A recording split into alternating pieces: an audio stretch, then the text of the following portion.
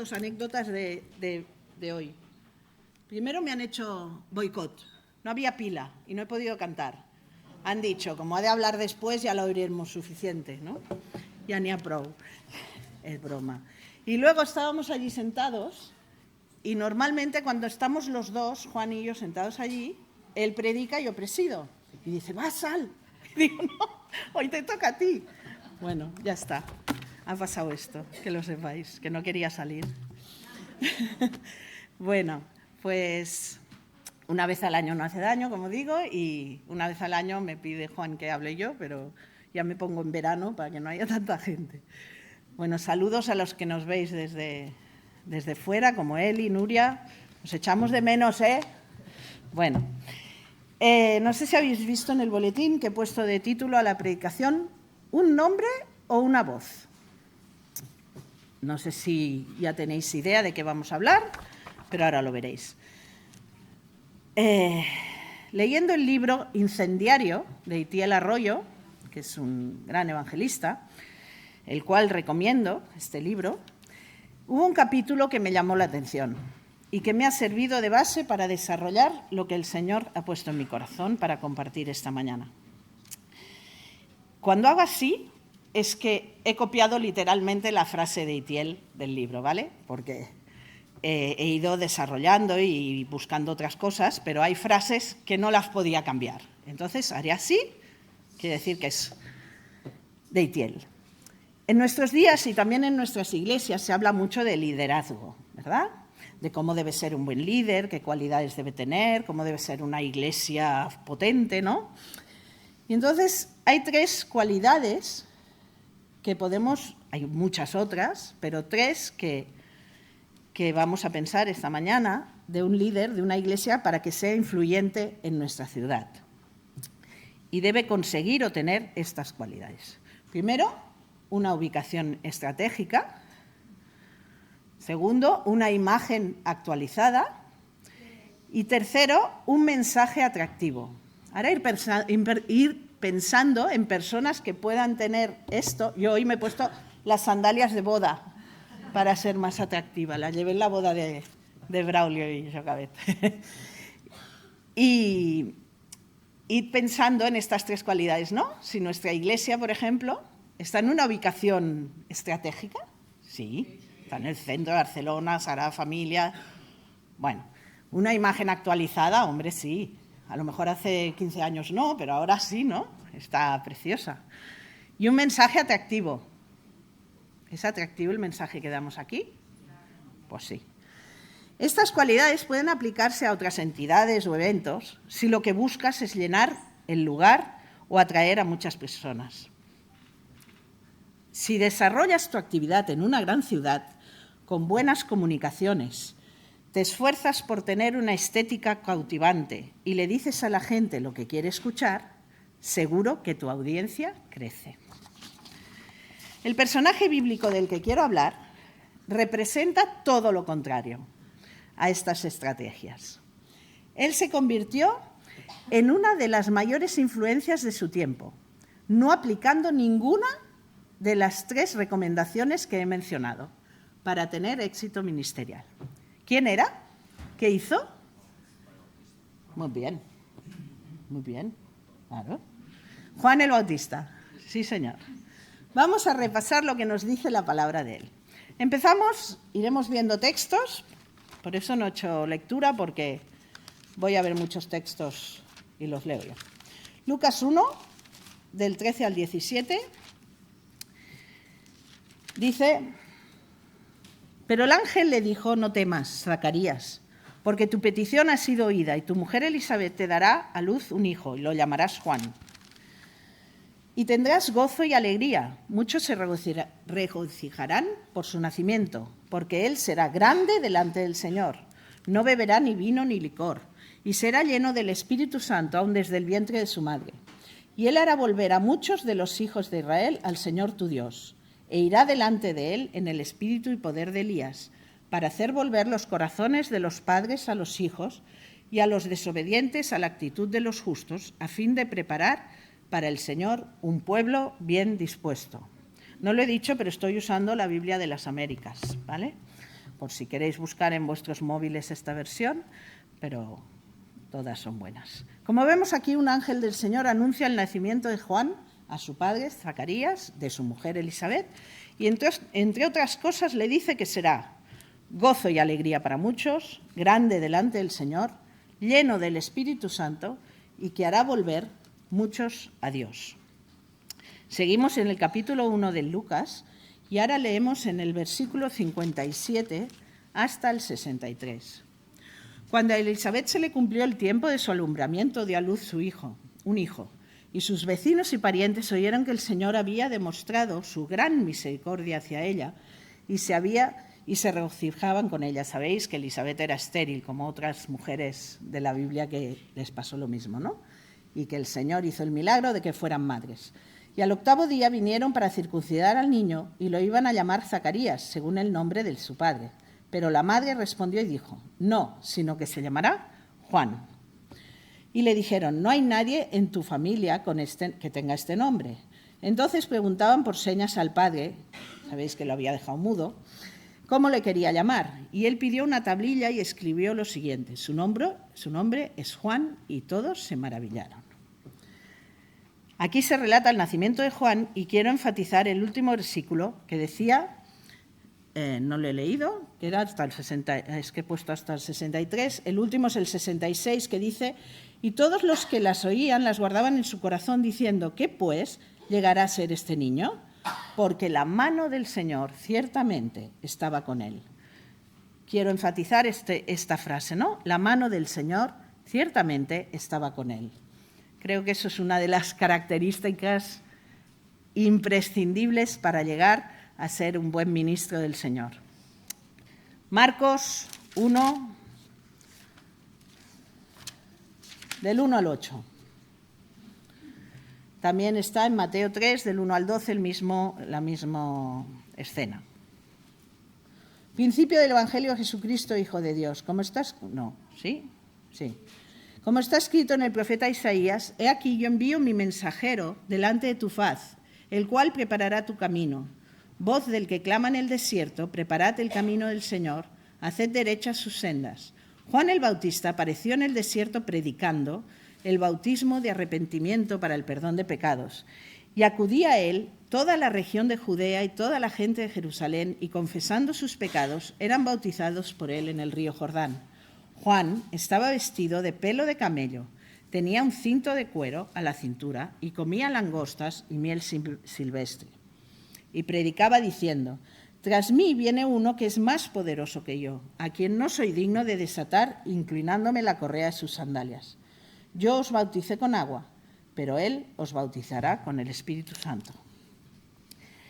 En este texto sacamos que Juan predicaba en el desierto de Judea, predicaba el arrepentimiento, vestía de pelo de camello y un cinto de cuero. ¿Qué quiere decir esto de esta vestimenta? Como Juan vive en el desierto, ¿qué animal vive en el desierto? El camello. Pues ¿qué piel es la mejor para vivir en el desierto? El de camello. El tejido de pelo de camello es tosco, es rasposo, no es elegante, pero es una buena protección contra el frío, el calor y la lluvia. Su cinturón o cinto controla su túnica y también sirve como bolso. Esta ropa tosca contrasta fuertemente con las vestiduras sacerdotales y las finas sábanas del rico consejo judío y las vestiduras de la realeza romana. En cambio, Juan se parece a los profetas judíos, especialmente a Elías. Vestía con ropa sencilla, tosca, para protegerse del frío de la noche en el desierto y del calor del día en el desierto. Y eso es una muestra de su humildad, ¿no? De su sencillez. Dice también que comía langostas y miel silvestre. En los evangelios, los pobres regularmente comen pan, pescado y grano. La dieta de miel y langostas de Juan el Bautista ilustra su absoluta dependencia de la tierra y de Dios para su provisión, ya que ni cultiva ni cría ovejas ni pesca. Juan vive de lo que la tierra le ofrece. Más tarde, Jesús usa el estilo de vida de Juan para señalar la hipocresía de aquellos que afirman que el poder de Juan y Jesús proviene de fuerzas demoníacas. Jesús come y bebe vino con recaudadores de impuestos y pecadores. Juan come langostas y miel, pero ambos son acusados de tener un demonio dentro. La ropa y la comida de Juan muestran su completa dependencia de Dios para atender sus necesidades mientras realizaba la obra de Dios. Juan usa ropa básica y resistente y vive de la tierra no porque sea algo bueno, sino porque eso es lo que el ministerio requiere de él. Otra cosa que vemos en este texto que hemos leído es que recibía la visita de personas de Jerusalén, de Judea y de alrededor del Jordán. ¿Qué podemos pensar de que viniera gente de todos lados? En lugar de ir a quedarse en Jerusalén, donde había más comodidad, iban al desierto a ver a Juan. Pues que su mensaje era atractivo, ¿no? Confesaban los pecados, los bautizaba. Rechazaba a fariseos y saduceos y anuncia la venida del Mesías. Vamos a buscar ahora Juan 1:15.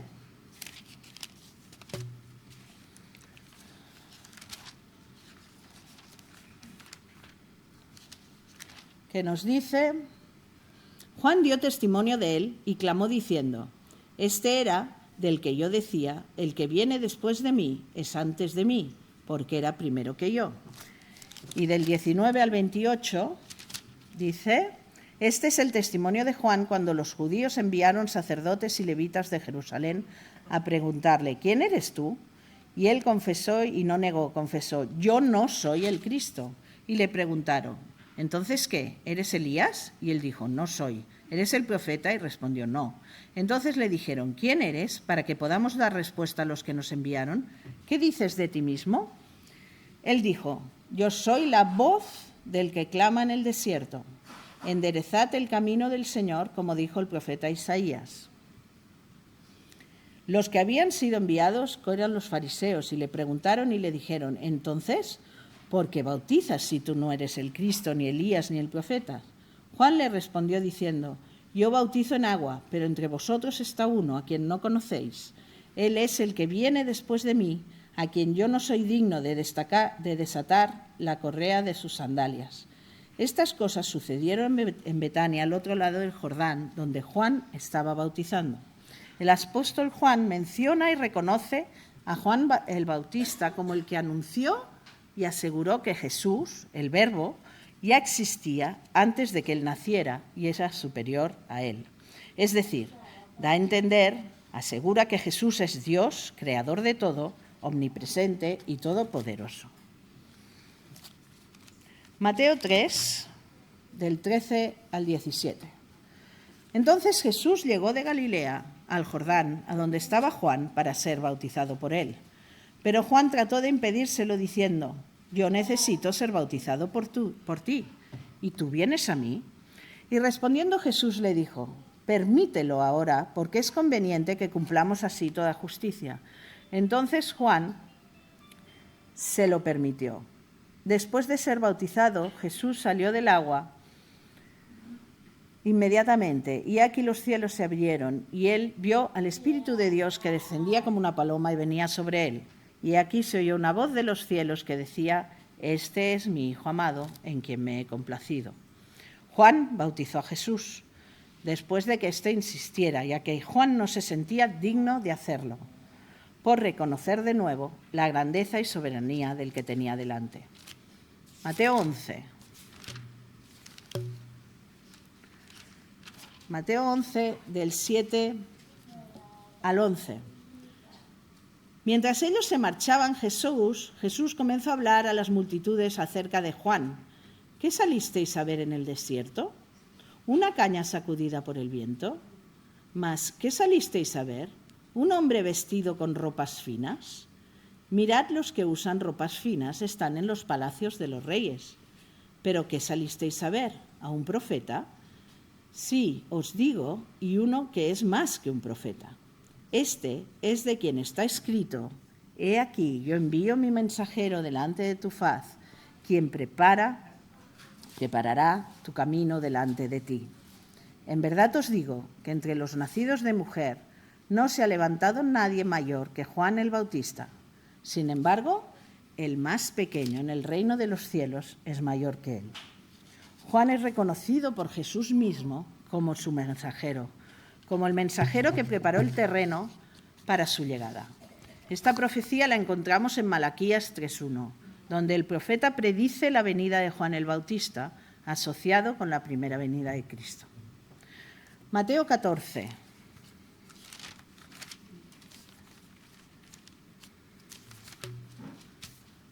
Mateo 14, del 1 al 12. Por aquel tiempo Herodes el tetrarca oyó la fama de Jesús y dijo a sus sirvientes: «Este es Juan el Bautista.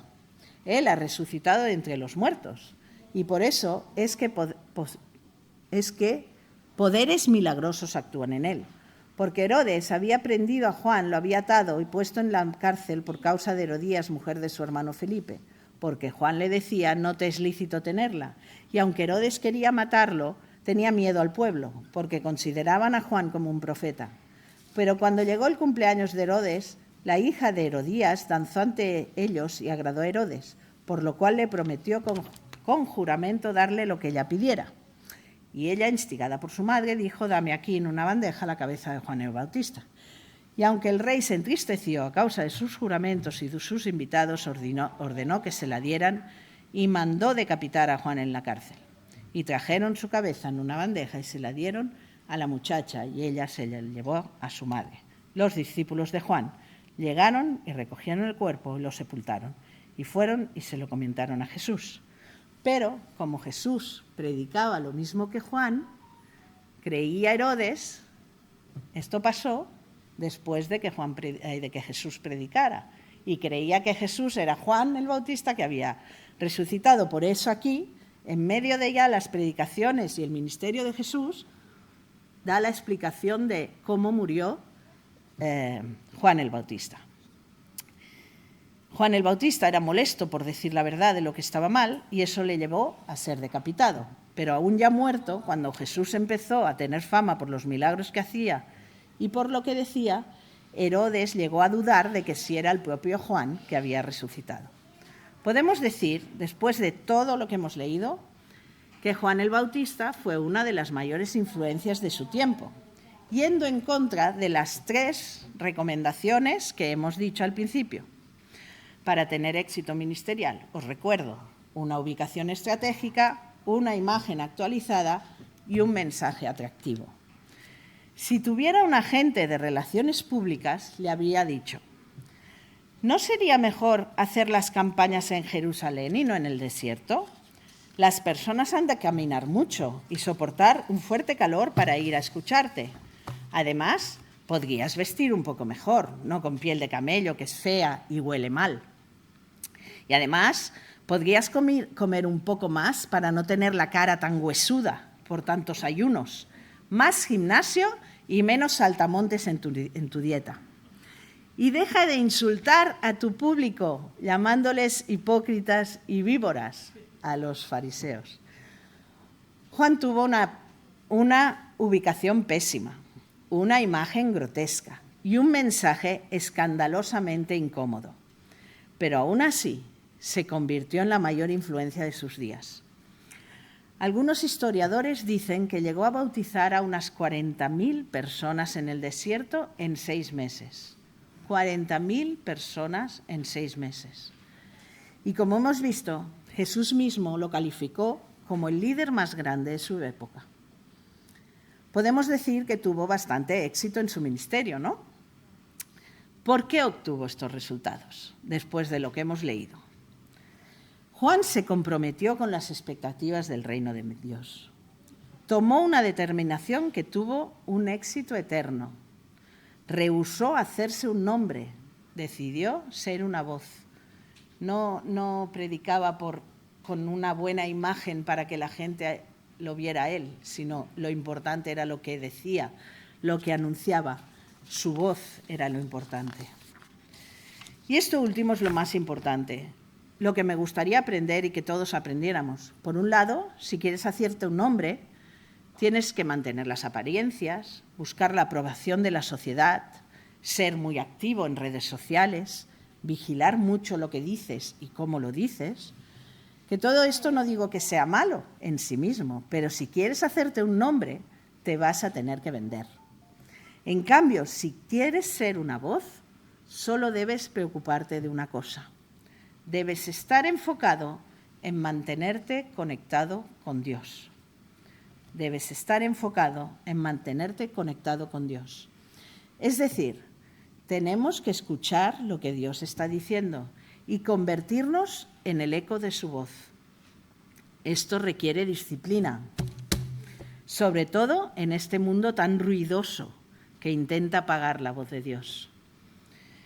El primero, el que solo busca tener un nombre, atrae la atención sobre sí mismo. El segundo atrae la atención sobre Jesús.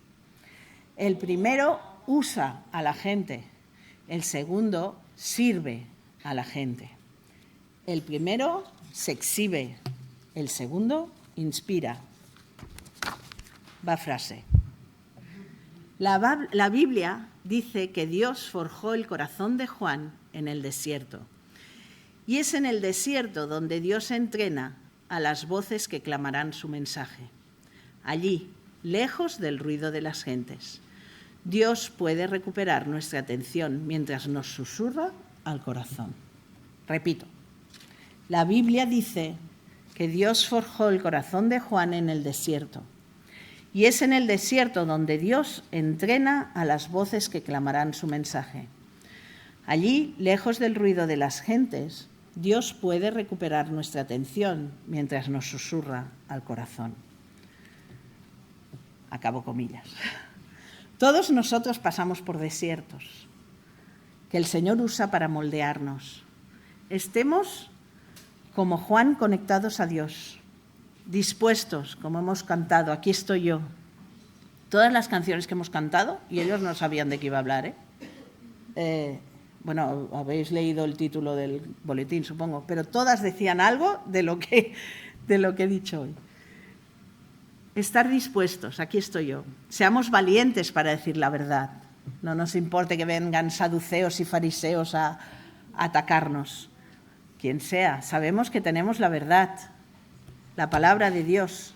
Prediquemos siempre. Y sobre todo lo que hacía Jesús mejor. Amemos. Amemos a las personas. No rehusemos hablar con nadie, no rechacemos a nadie, sean como sean, amemos. Amemos y hablemos del Señor. Y esto he empezado diciendo lo del liderazgo. Esto no es para líderes, esto es para todos. Y no sé si habéis leído lo que ha escrito el pastor hoy en el boletín. Fuera de una aldea había un pequeño manantial y un hombre cada día iba a buscar agua con 2 cántaros. Uno era nuevo, el otro ya tenía muchos años. Cada uno iba colocado en un soporte de madera que llevaba sobre sus hombros. El cántaro viejo tenía una pequeña grieta a través de la cual se escapaba el agua. Por eso, cuando el hombre llegaba a la aldea, apenas quedaba la mitad en su interior. El cántaro nuevo estaba muy orgulloso de sí mismo, ya que cumplía con su objetivo y no derramaba ni una gota de agua. Por eso el viejo se avergonzaba y un día le dijo a su dueño: «Me siento culpable de no hacer bien mi trabajo». El hombre le respondió: «Tienes que saber que cada vez que regresamos a la aldea, te sitúo en el lado del camino en el que planto semillas de flores. El agua que cae, que se escapa, no se pierde. Riega la tierra y permite que nazcan estas bellas flores. Esto es gracias a ti». Desde entonces el viejo cántaro aprendió que todos debemos querernos y valorarnos tal como somos. Dios ha puesto en nosotros un tesoro, el Evangelio. Pero tenemos este tesoro en vasos de barro para que la excelencia del poder sea de Dios y no de nosotros. Nos recuerda que aunque somos frágiles, llevamos un tesoro incomparable en nuestro interior, que todos somos necesarios y útiles para llevar el Evangelio a los que nos rodean. Todos somos necesarios y útiles para llevar el Evangelio. No tenemos que ser rimbombantes, tener mucha facilidad de habla, haber estudiado 1000 carreras, yo qué sé, que también, que está todo bien, ¿no? Pero que lo importante es que Dios nos usa donde estemos y como seamos. Dios nos ama a todos tal como somos y nos usa para su obra.